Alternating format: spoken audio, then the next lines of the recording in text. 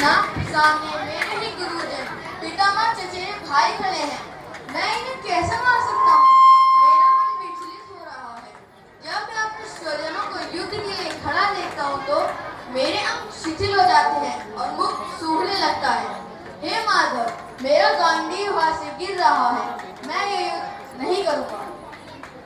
हे पार्थ, ये कमजोरी तुम्हें शोभा नहीं देती। ये कायरता नहीं, वीरता का समय है। अशोच्यानन शोचन स्वम प्रज्ञावादान सुभाषिसे गतासून गदासून स्नान शोचन्ति पंडितः। तू जिनके लिए शोक करता है वे शोक करने योग्य नहीं है। तू ज्ञान की बातें तो करता है, लेकिन ज्ञाना तो मरने के लिए और जीवितों के लिए शोक करते हैं। हे केशव, मैं धर्म और अधर्म में अंतर नहीं कर पा रहा हूँ।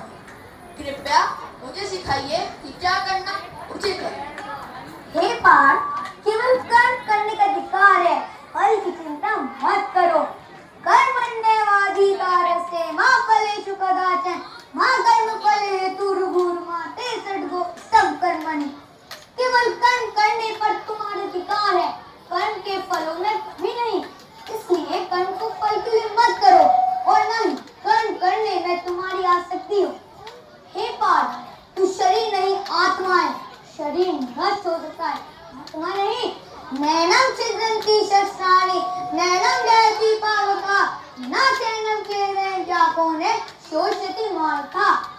आत्मा को न शस्त्र काट सकता है, न आग उसे जला सकती है, न हवा उसे सुखा, न पानी उसे भिगो सकता है, न हवा उसे सुखा सकती है। परंतु केशव, यदा यदा हि धर्मस्य ग्लानिर्भवति भारतः अभ्युत्थानं धर्मस्य तदात्मानं अजाम्यहम्।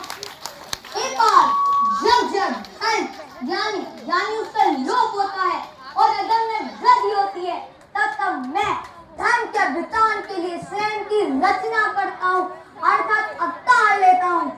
हे निष्पाप अर्जुन, तू इन आंखों से मेरा वह स्वरूप नहीं देख सकता। तुझे इसके लिए दिव्य दृष्टि चाहिए।